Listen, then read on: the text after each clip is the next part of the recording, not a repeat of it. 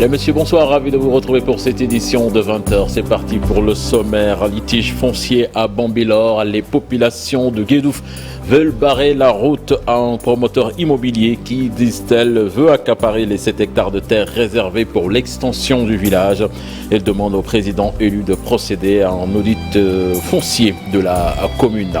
Le collectif des grossistes Orange Money du Sénégal prévoit de suspendre ses activités pour exiger le paiement de ses commissions. En grève depuis hier, il demande plus de respect de la part de son partenaire. Dernière ligne droite de la campagne électorale pour la présidentielle de 2024. Les candidats continuent d'investir à l'intérieur du pays pour dérouler leur programme. Nous ferons le point dans ce 20h. Voilà le sommaire de cette édition. Tout de suite, le développement.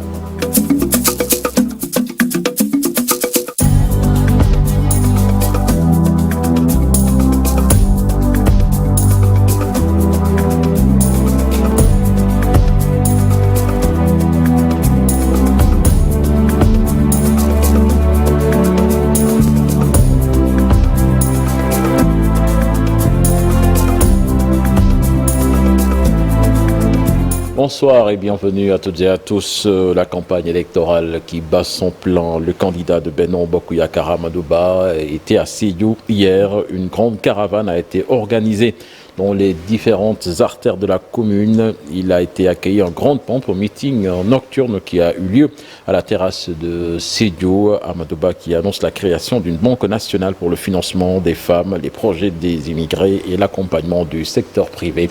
Vous l'avez entendu dans le journal en Wolof. En tournée à Sédhiou, Diomaye Faye promet de faire sa déclaration de patrimoine et invite Amadou Ba, le candidat de Benno Bokk Yakaar, à faire pareil. Je vous propose de l'écouter. Ces propos sont recueillis par Bakary Konté et Khali Gamé. Des affrontements ont eu lieu devant la mairie de Sédhiou entre des militants de Benno Bokk Yakaar et les gardes-corps de la coalition Diomaye Président. Les vitres de l'hôtel de ville ont été complètement caillassées et des motos. La coalition Diomaye Président est arrivée sous le soleil aux environs de 16h30. Elle a droit à un accueil chaleureux. La caravane a sillonné toutes les artères de la commune de Sédhiou avant de s'adresser aux populations au rond-point de la mairie de Sédhiou.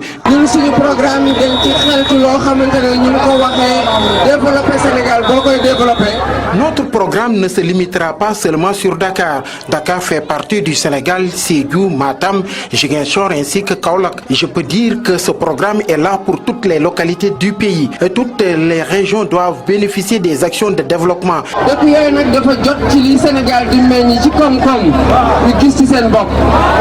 C'est pourquoi toutes les réflexions allant dans ce sens sont les bienvenues. Nous allons faire de sorte que tous les projets de développement soient décentralisés dans tout le pays. Toute réflexion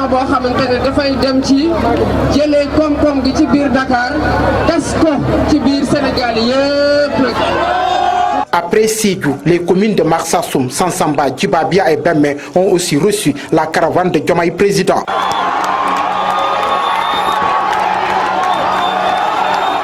Le candidat de la coalition Gakou 2024 s'engage devant ses militants à Keur Massar à baisser les prix des denrées de grande consommation. Une fois élu à la tête du pays, Malick Gakou compte également accompagner les femmes pour la prise en charge médicale. Je vous propose de l'écouter, des propos recueillis par Aminata Ba et Ousmane Baldé.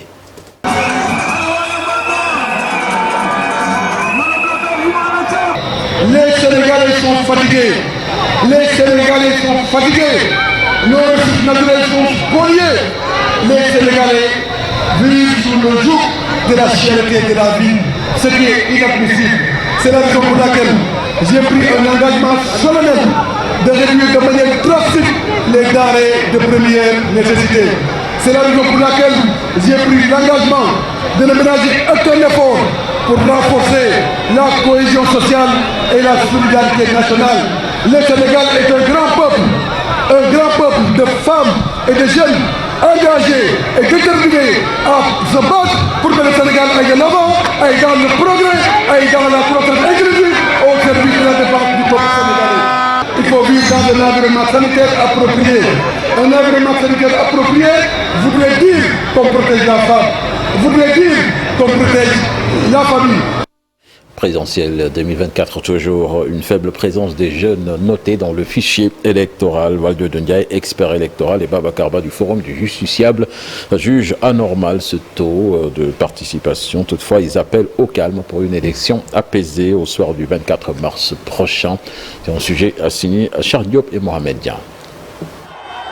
Dans le fichier électoral, on note une faible présence des jeunes, ce qui n'est pas sans conséquence, d'après bon nombre d'observateurs qui estiment que cette jeunesse occupe pratiquement la scène politique. Je crois qu'on ne peut pas se retrouver dans un pays majoritairement jeune où les Sénégalais de moins de 35 ans représentent, de 0 à 35 ans représentent presque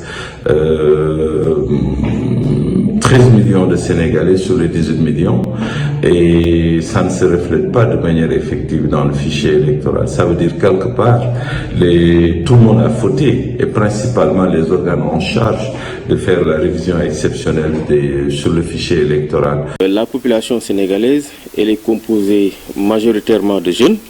Selon les chiffres en tout cas qu'on a aujourd'hui, plus de 75% de la population, c'est des jeunes qui ont moins de 35 ans, dont 50% qui ont 18 ans. Le fait qu'aujourd'hui cette jeunesse n'a pas la possibilité de s'exprimer, cela est regrettable. Si l'on sait qu'aujourd'hui, en tout cas, quand il y a des combats démocratiques, quand il y a des contestations, c'est les jeunes qui sont en avant. Et aujourd'hui, cette jeunesse, en tout cas, attend beaucoup des candidats. Cependant, la majorité silencieuse n'est pas à négliger.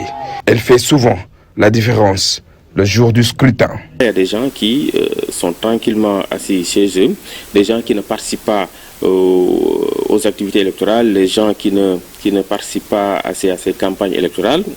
Donc moi je pense que c'est cette majorité silencieuse-là, et ça, les candidats l'ont compris.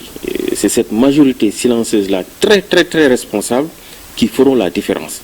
Pour cette élection du 24 mars, les acteurs de la société civile qui prônent pour la paix font dans la sensibilisation. À chaque fois qu'il y ait des élections, on constate en tout cas certaines violences électorales. Donc on avait commencé à anticiper pour inviter les jeunes à s'abstenir de tout acte qui pourrait être source de violence, les inviter aujourd'hui à aller récupérer leur carte et que le jour J, voilà, qu'ils votent pour le candidat de leur choix. Les Sénégalais sont appelés aux urnes le 24 mars 2024. Dans les 46 départements, on peut noter 6 340 lieux de vote, 15 633 bureaux pour 7 033 854 électeurs. Charte pour l'engagement des candidats à l'élection présidentielle de 2024 pour une éducation de qualité. C'est ce à quoi appelle la plateforme des syndicats composée du CELS, de l'UDEN, du CELS authentique, entre autres. Ils ont fait face à la presse ce matin. Compte rendu signé d'Issa Prera et Aliou Diagne. Encore et toujours le statut professionnel de l'enseignant décisionnaire sur la table des revendications. La plateforme des syndicats composée du CELS, de l'UDEN, du CELS authentique, du CIENS et du SNELAS mettent les pieds dans les plats. Et cette fois-ci, ils interpellent tous les candidats à la présidentielle. Nous ont fait croire que le décret 74-347 qui allait littéralement modifier le statut des enseignants décisionnaires allait être signé dans quelques jours. Finalement, ça ne l'a toujours pas été. Depuis le temps qu'on court derrière un fameux décret qu'on nous a fait miroiter pendant longtemps, c'est une faveur que l'on fait, mais c'est une injustice que l'on corrige. Mieux, la plateforme invite les candidats à signer une charte d'engagement pour une école de qualité. Amédou Djedjou et ses camarades pensent que cela peut être un bon début de solution au problème de l'école sénégalaise. Donc pour nous, il s'agit dans cet engagement de dire oui, nous avons pris la pleine mesure de la question des décisionnaires et que nous n'allons plus faire dans le louvoiement, dans le dilatoire, mais de manière précise. Nous connaissons la question, nous connaissons les implications financières, mais nous nous engageons dès notre installation à signer le décret révisé et faire en sorte que cette situation soit corrigée. Voilà le sens de notre engagement, de la charte. Par rapport à la question, est-ce que nous avons lu les programmes? Oui, mais les programmes donnent des visions d'ensemble. Or, nous avons ici, nous, des préoccupations pressantes qui constituent des passifs. Passifs dans les différents protocoles qui ont été signés. À chaque fois qu'un protocole est en train de signer, il y a des points qui étaient dans l'ancien protocole qui ne sont pas encore satisfaits. La charte devra énoncer les principes éthiques et les valeurs fondamentales des leaders politiques pour une gouvernance équitable, responsable et transparente du système scolaire. Autre aspect de l'actualité avec cette menace sur près de 100 000 emplois des jeunes s'activant dans la vente de Orange Money. Le collectif des grossistes OM du Sénégal prévoit de suspendre ses activités et exige le paiement de ses commissions. En grève depuis dimanche dernier, ce collectif qui regroupe plus de 355 grossistes demande plus de respect de la part de son partenaire. Il faisait face à la presse. Je vous propose de suivre là-dessus le compte-rendu signé Alassane Ba et Mohamed Dia. C'est un collectif qui est très remonté contre son partenaire. En grève depuis dimanche passé, ces grossistes Orange Money qui dénoncent des modifications injustifiées de leur système de commissionnement exigent le paiement de leurs commissions. Le collectif des grossistes regroupe plus de 350 chefs d'entreprise répartis sur tout le territoire national et qui, pour la plupart, ont investi sur fonds propres, avec plus de 5000 jeunes Sénégalais employés qui gagnent leur vie dans nos structures, en décidant de rester au pays pour participer à son développement. Malgré cela, Orange Money procède à des modifications chaotiques et continues de son système de commissionnement, notamment depuis l'arrivée de son concurrent principal. C'est pourquoi nous, les grossistes, peinons à faire face au coût exorbitant de notre activité et ne cessons de subir des pressions insupportables des institutions financières. Ces grossistes qui disent avoir des difficultés à supporter leurs charges rappellent à Orange qu'ils ne sont pas ses employés et si cette situation n'est pas réglée, ils menacent de suspendre leur activité, une décision qui sera lourde de conséquences. Nous rappelons que cette situation calamiteuse que nous vivons aujourd'hui est surtout le fait d'un petit nombre d'agents de Orange qui ont pris cette décision de sacrifier de centaines de milliers de personnes au profit de leur promotion interne. Cela traduit aussi un manque réel de sérénité, surtout depuis la montée en puissance de leur concurrent principal avec la baisse des parts de marché de Orange Money. Face à cette énième forfaiture, les grossistes Orange Money réaffirment leur détermination sans faille à continuer leur lutte légitime. Nous n'excluons pas d'aller jusqu'à l'arrêt définitif de nos activités avec comme conséquence 5000 jeunes de ce pays qui seront envoyés au chômage sans compter 40 000 employés indirects que notre secteur générait. Le collectif exige une renégociation sur la fixation des commissions. Il lance un appel à l'État du Sénégal pour la prise en charge de leurs doléances. Je le disais dans les titres également, les populations de Guédouf dans la commune de Bambilor sonnent l'alerte. Un promoteur immobilier veut mettre la main sur les 7 hectares réservés à l'extension du village pour la construction d'infrastructures sociales. Face à la presse, ils ont demandé au futur président de procéder à un audit foncier de la commune. Le compte rendu signé Abdou Diouf Diagne. Guindouf, ce village très enclavé de la commune de Bambilor, est devenu la proie des prédateurs fonciers. L'extension du village qui devait abriter des infrastructures communautaires de base est aujourd'hui réclamée par un promoteur immobilier. Un individu du nom de Mohamedou Moustapha Sek qui est venu avec un titre foncier de plus de 7 hectares.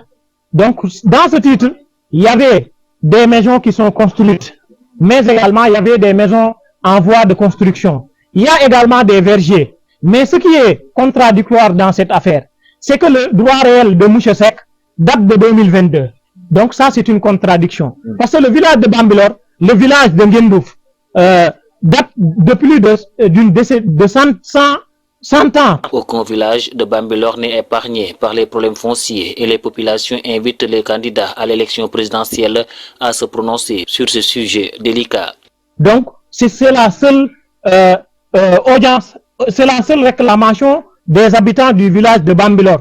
C'est une audit foncière au niveau de Bambilor. Parce que la population souffre. Et également, ce qu'on dit, un droit absolu ne se négocie jamais, mais ça s'arrache.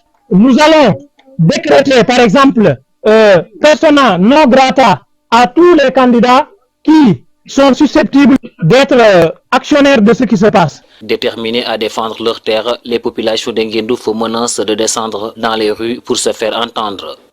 Tilmaha Mbachol, plusieurs villages sont désormais électrifiés. C'était la liesse populaire à l'occasion de la mise en service du réseau électrique par le maire. C'était en présence de mon reporter Charanta Diop et Seila Tire. Al-Barlé, Ouadja, Derlé, tous ces villages de Tilmaha qui étaient dans le noir sont maintenant électrifiés. Une satisfaction des populations. Je suis très contente de voir notre village électrifié. Nous parcourons presque 3 km pour se rendre à Tilmaha, rien que pour charger nos portables.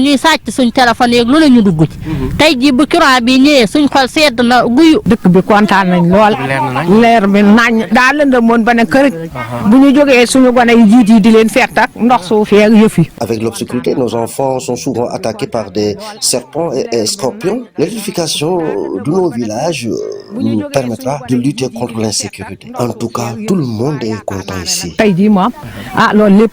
Le maire de Tilmaha estime que des efforts ont été consentis par l'État pour satisfaire les besoins des populations de Tilmaha. Compris la vision du président de la République, vous nous avez offert 8 villages. Je peux citer Boye 1, Boye 2, Tcherlan, Boum, Lomor 1, Lomor 2, Tambahle, Derlé, Néomadia et les autres hameaux. On aura 24 villages électrifiés aujourd'hui avec le PUDC. Tous ces villages de Tilmaha aujourd'hui électrifiés ont vibré au son du Tarolan, une chanson ancrée aux réalités du terroir.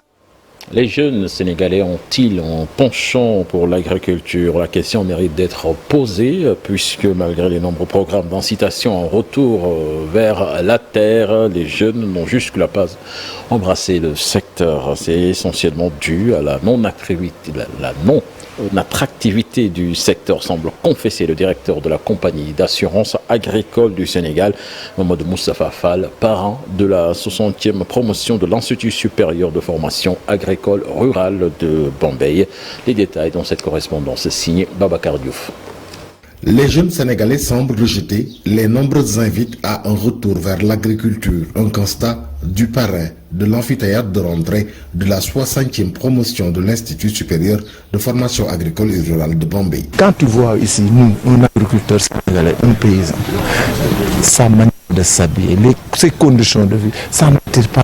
C'est parce que tout simplement, le secteur n'est pas attractif au Sénégal, regrette Mohamedou Moustapha Fall, directeur de la compagnie d'assurance agricole du Sénégal. C'est que j'avais trouvé que un des facteurs clés du succès de l'agriculture canadienne, c'était que l'agriculture donnait une bonne image. Quand tu voyais un agriculteur, tu voulais lui ressembler, puisqu'il s'habille très bien. Il conduit une belle voiture. Il a une belle maison. Et ça peut susciter des vocations. L'Institut travaille pour un changement de paradigme, confesse professeur Serigne Morsar, directeur de l'Institut supérieur de formation agricole et rurale de Bombay. Diriger un programme de modernisation et de montée en puissance pour l'ISFAR. Ce programme, nous sommes appuyés par la Direction générale de la planification des politiques économiques. Seulement, en fait, on va peut-être d'ici quelques mois valider le programme. Cette 60e promotion a fait le serment de se conformer aux dispositions et règlements qui gouvernent la bonne marche de l'Institut. Le parlementaire gambien plutôt, Al-Mané Djiba, a introduit une proposition de loi levant l'interdiction des mutilations génitales féminines en vigueur depuis 2015. L'examen de cette loi, donc prévu ce 18 mars à l'Assemblée nationale gambienne, risque de passer, ce qui amène l'éventualité d'un retour à la légalisation des mutilations génitales féminines en Gambie. Yaya Biram Wan, membre de la RADO, revient sur les combats menés par les organisations des droits de l'homme contre cette pratique qui risque de faire son retour en Gambie. Je vous propose de l'écouter. Les propos recueillis par Fatou Bintou Conté. L'Assemblée nationale de la Gambie va statuer sur l'abrogation de la loi contre les mutilations génitales féminines. Vous n'ignorez pas ce que les organisations ont eu à faire pour obtenir cette loi. Si aujourd'hui vient pour revenir sur sa décision, c'est-à-dire l'interdiction de cette pratique des mutilations génitales, je crois que là également, c'est une atteinte vraiment très grave aux droits humains, aux droits de la femme. Un mot de sport avant de boucler cette édition avec la 17e journée de la Ligue 11 sénégalaise. Le Jaraaf de Dakar qui s'empare de la tête du championnat après sa victoire 2-0 face à l'US Gorée. Une victoire fruit d'une grande efficacité selon le directeur sportif du club de la Médina, Chersi Diba, alors que l'entraîneur Malik Daf, lui, loue la qualité de la pelouse du stade olympique de Ngor. Je vous propose de les écouter. Je pense qu'on a vu une équipe du Jaraaf qui s'est battue, qui s'est battue devant une très belle équipe de l'US Gorée. Nous on a de très bonnes choses. Je pense que surtout dans la bataille du milieu, nous avons gagné Gorée, nous dominé. Mais je pense qu'on a été efficace devant, et je pense que c'est une bonne chose. Maintenant, on continue le travail. Je pense qu'on va avoir beaucoup d'humilité et beaucoup de travail, beaucoup de sérieux dans ce que nous faisons jusqu'à maintenant. À 2 victoires consécutives, il faudrait qu'on enchaîne derrière une 3e victoire. Et je pense que on va essayer d'atteler. C'est une très bonne pelouse, c'est une équipe pelouse qu'on aimerait vraiment avoir nous, parce qu'on veut jouer au ballon. Et je pense que les joueurs de Jaraaf, c'est des joueurs quand même techniquement qui sont bien outillés. Je pense qu'on a voulu depuis très longtemps avoir ce terrain, on ne l'avait pas, mais maintenant on l'a. Maintenant, il n'y a pas 1000 solutions, il faut jouer, il faut gagner, c'est tout. Voilà, c'était tout pour ce 20h. Excellente suite des programmes en compagnie de la Télé Futur Média. Au revoir.